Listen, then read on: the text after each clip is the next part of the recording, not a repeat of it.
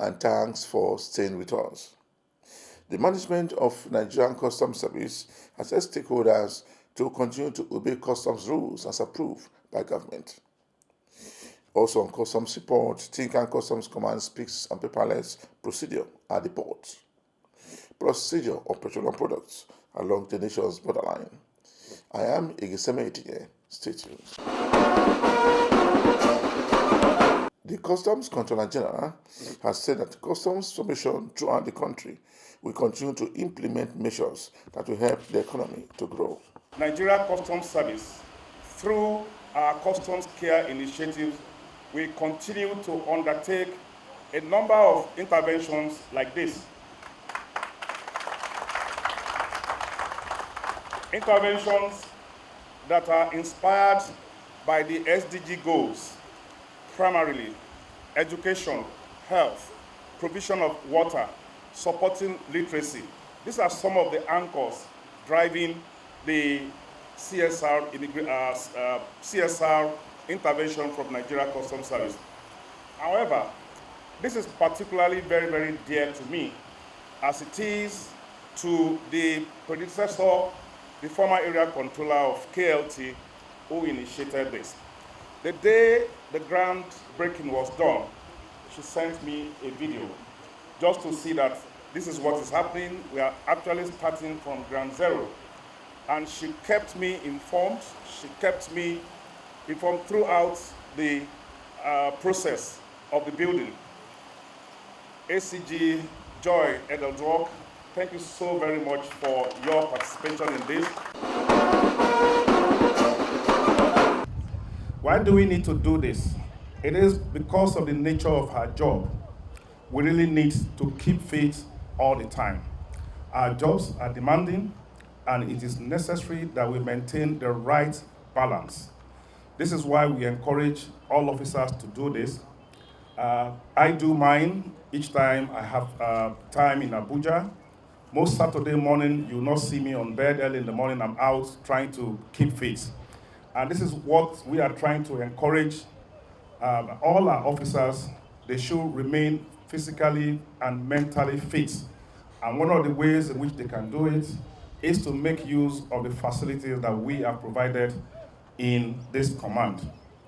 About 48 hours ago, I was in Kebbi doing this same thing. The five-a-side football arena that we built for officers and men of Kebbi, and we have the privilege of taking the first shots inside that arena. So it is built for us to be used, for it to be utilized, and I will encourage officers and men, even serving in other commands, KLT, Tinkan, PTML, and APAPA, to embrace the use of the facilities here. Containers that are laden on the vessels are brought down immediately, and they are taken through the green channel to the place where examination will be done. This is not what we used to have before. It used to be encountering a lot of encumbrances before it gets into the examination bay. So what we have done today is a product of the kind of trusts that we have invested in our stakeholders have in us, and the confidence that we also have in them, that they would do it in the spirit of compliance and in the spirit of trade facilitation. And we are very optimistic that once we do that, revenue can be taken for granted. Revenue will follow it. The Tinkan Customs Command of Nigerian Customs Service has netted revenue of 145 billion naira in the month of January alone in 2020. The Nigerian Customs Service, NCS, Tinkan Island Port Command, has revealed how it generated the sum of 145 billion naira revenue into the Federation accounts in the month of January 2026. The command also disclosed plans to transit to paperless operations in the second quarter of 2026 as part of efforts to enhance a one-stop shop for seamless cargo clearance. The Customs Area Comptroller, Tinkan Island Command, Comptroller Frank Onyeka, disclosed this during a media engagement in Lagos. He explained that the initiative was aimed at supporting the federal government's national single window policy, in which the command is expected to play a critical role. Onyeka noted that stakeholders' engagement and sensitization of the trading public would precede the rollout of the paperless system to ensure smooth implementation. Highlighting the command's performance, he revealed that the Tinkan Island Command generated over 145.9 billion naira revenue in January 2026, representing an increase of about 29.5 billion naira when compared to the 116.4 billion naira recorded in January 2025. We will not fail to acknowledge the fact that the CGC, number one customer of the world, Dr. Bashir Adewale Adeniyi, MFR, PhD, has been very supportive towards our course in Tinkan Island Port. He is indeed been the pillar behind some of us. He doesn't talk much, but his body language made us know that what we're doing right. And to that extent, therefore, there was enough bedrock for us to lay a very solid foundation. I once again come here this afternoon to thank you for your most constructive reportage. I need to emphasize that. Your reportage has been very constructive. Some of you who probably were misfed, probably did not get the real gist, took their time to come and make inquiries. And to the glory of God, those inquiries, by the grace of God, ended up educating whoever better, ended up making them realize that what they were looking at was not being fed well according to what was happening. I need to appreciate you for that, for coming to find out the real story, the real actual story, what really transpired before going to the media. I have some people here, I don't know how comfortable it will be, I would have been bold enough and very comfortable to mention your names.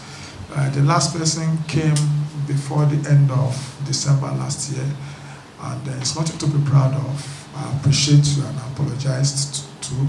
I kept him here till about 9 p.m. This is somebody that ordinarily would have gone out to publish whatever I was told.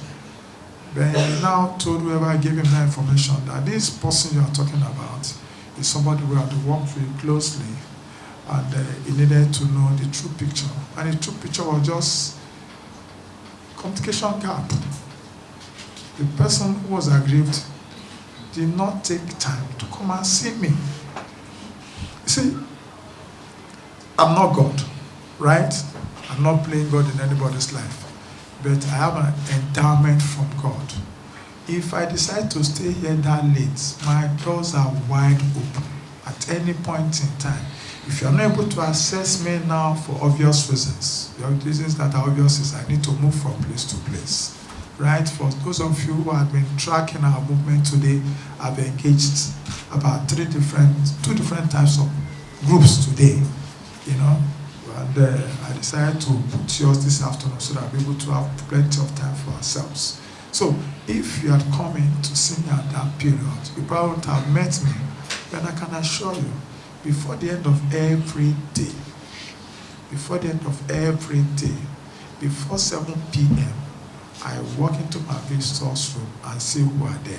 I move towards the corridor to check whoever wants to see me. Even if you don't want to see me and you have issues, I will settle your problems on the corridor, will settle problems on the staircase, because I need to be known as a trade enabler, personified. As long as your consignments come into an environment, let me assume Tinkan Island Port, of which I'm part of, right? For as long as your consignments come here and you don't waste unnecessary time, you're able to exit in good time, sell off, go back to bring more, you're going to be happy trading with us. So all I need to do, like I've said before now, and I'll keep saying it for God knows how long, is to make sure that you as a trader, you declare appropriately for me. Once you declare appropriately for me, it makes it very easy and seamless for me to. Because once it is a telephone, which is not contraband, you're bringing in, you're paying your right duties and taxes, and I scan and I've seen it's telephone, why must I stop you? So We are going to work together on that trajectory to make sure that everything is seamless for all of us. Barely 2 weeks after the federal government officially reopened the Seme-Karake border for business after 7 years shutdown, the Customs Area Comptroller, Seme Border Command of the Nigerian Customs Service, Comptroller Wale Adenuga, has said that the command has already generated over 3 billion naira as a revenue in February alone, even though the month is yet to come to an end. Comptroller Adenuga stated these at the stakeholders engagement meeting with cross-border traders and farmers at an event organized by the Nigerian Shippers Council in collaboration with ECOWAS, GIZ, in Badagry on Wednesday. The customs boss noted that the revenue is a significant improvement from the 743 million naira generated in February 2025, even as it revealed that agricultural produce and perishable items are being given special attention at the command. He said, and I quote, "For this February that has not ended, we have already generated over 3 billion naira as revenue. Last year, February 2025, revenue was only over 743 million naira. So if in February alone we are able to generate over 3 billion naira, it means that there is a lot of things going on. People are building confidence on this border corridor." In furtherance of its ongoing successful war on the smuggling of illicit drugs into the Nigeria's economy, the Seme Border Command of the Nigerian Customs Service has intercepted 25 kilograms of 22 packages of cocaine worth more than 1 billion naira in street value, even as it has arrested one person in connection with the seizure. The Deputy Comptroller General of Customs, in charge of enforcement, investigation and inspection, Timi Bomodi, who represented the Comptroller General of Customs, Wale Adeniyi, MFR, disclosed this while exhibiting the seizure at the command's office over the weekend. Let me use this forum to really appreciate our citizens. What you are seeing here today, we execute it, but the CGC planned it. The CGC is the person who planned it from day one.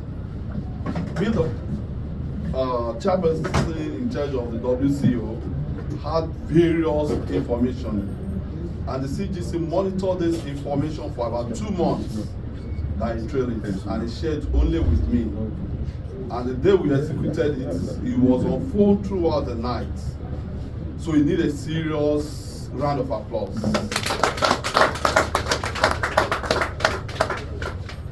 Then my DCG was calling every minute, every second.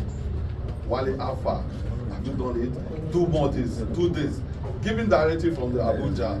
So you know, when you are following a leader, you follow them rightly. And because we have a right leader, that's why we are achieving this thing you are seeing today. And I know with them being our leader, we still achieve more. We are really rest assuring them there is no go area for smuggling. And conveniently, with my CGC and my DCG, we will do more. And I want to really appreciate the members of the press. Continue to give us your support. Expose some of these things. And I know the federal operation, don't mind my friend. We will really achieve a greater. You know, like the NDLEA, we had a very strong synergy in Seme Area Command. Both from, you know, I call her Atirita. You know, when they were doing this thing, my heart was beating. But we have already done a little examination, but they didn't know how you are going. But the NDLEA, every security agency in Seme, we have a very strong synergy. And I know this is the beginning. And this. The Customs CG went on to commend the professionalism, alertness, and unwavering commitment displayed by the officers in the operation, adding that their actions have once again demonstrated the Nigerian Customs' resolve to safeguard the country's borders and protect the society from the scourge of narcotic trafficking. In a decisive move to modernize trade facilitation and eliminate bureaucratic bottlenecks, the Nigerian Customs Service (NCS) has officially commenced the automation of its licenses and permit process, marking what stakeholders describe as a turning point in Nigeria's trade administration landscape. The high-level stakeholders' engagements at the Customs Training College brought together senior customs officers, licensed agents, maritime operators, and members of the press for a zonal sensitization program on the new digital regime. Representing the Deputy Comptroller General, Tariff and Trade, the zonal coordinator of Zone A, Assistant Comptroller General Mohammed Babandede, described the initiative as the beginning of a new chapter in service delivery. He disclosed that the Comptroller General of Customs, Bashir Adewale Adeniyi, had approved the full automation of the licenses and permit process as part of his administration's three-point agenda of consolidation, collaboration, and innovation. The CGC was in Lagos, whereby we roll out one-stop shop, engagement on one-stop shop. We also had a series of meetings. In one of his presentation, he talked about custom going paperless before the end of this year. So this is one of the initiatives. Even license and permit issuance is going to be paperless. It is going to remove the human contact. So the essence of this is what? To bring about efficiency, to also reduce the cost of doing business. Instead of you to travel from here to Abuja, you will save your money, apply from the comfort of your office, no need of paying for hotel accommodation, no need of other extra payment, either from feeding and what have you. You just apply and approval will be given to you on time. So this is one of the initiatives of the CGC to ensure that custom has gone automated fully. The Nigerian Customs Service have seized a total of 1,630 jerrycans of petroleum products along the nation's borderline. The Nigerian Customs Service (NCS), under its enforcement outfit Operation Whirlwind, has transferred 3 confiscated fuel tankers carrying a total of 154,000 litres of premium motor spirit (PMS) to the Nigerian Midstream and Downstream Petroleum Regulatory Authority (NMDPRA) for further regulatory action. Comptroller General of Customs Adewale Adeniyi made it known during a media briefing at the Customs Training College in Lagos.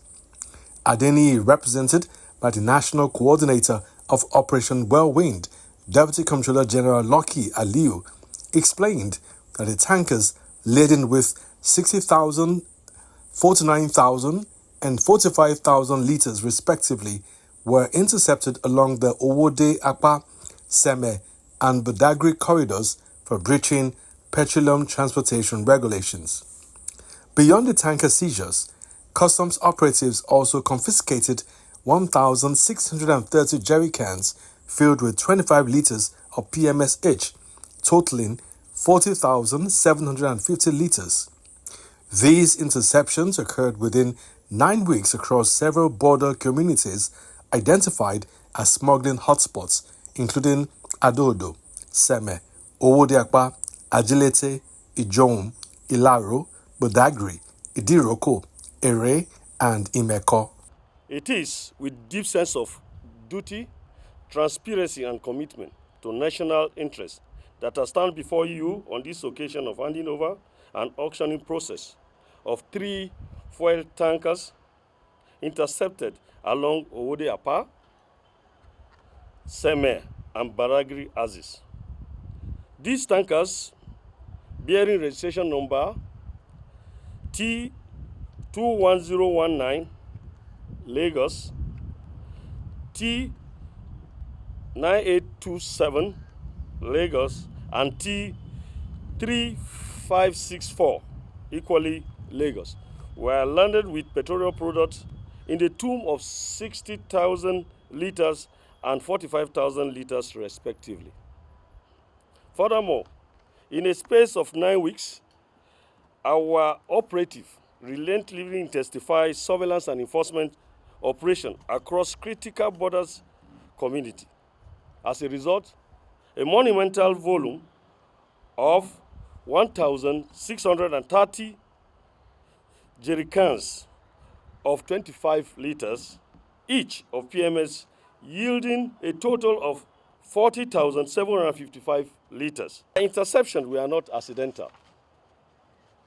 It was an outcome of intelligence-driven operation, vigilance, and uncompromising resolve of Operation Y-Wing in safeguarding Nigeria's economy and energy security. Ladies and gentlemen, the transportation and movement of petroleum products are governed by clearly defined regulation framework and standard operating procedure established to prevent diversion, smuggling, hoarding, and economic sabotage.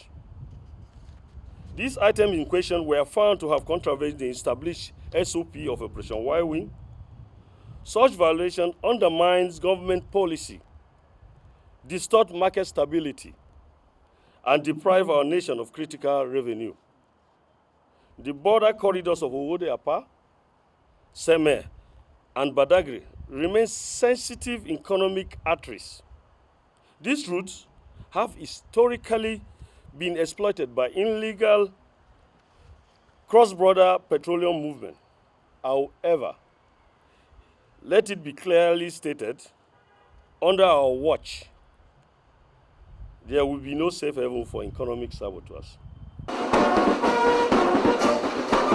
The Nigerian Customs Service Federal Operations Unit Zone A has organized a reputation management workshop aimed at strengthening professionalism, enhancing stakeholder relations, and building public confidence amongst its officers.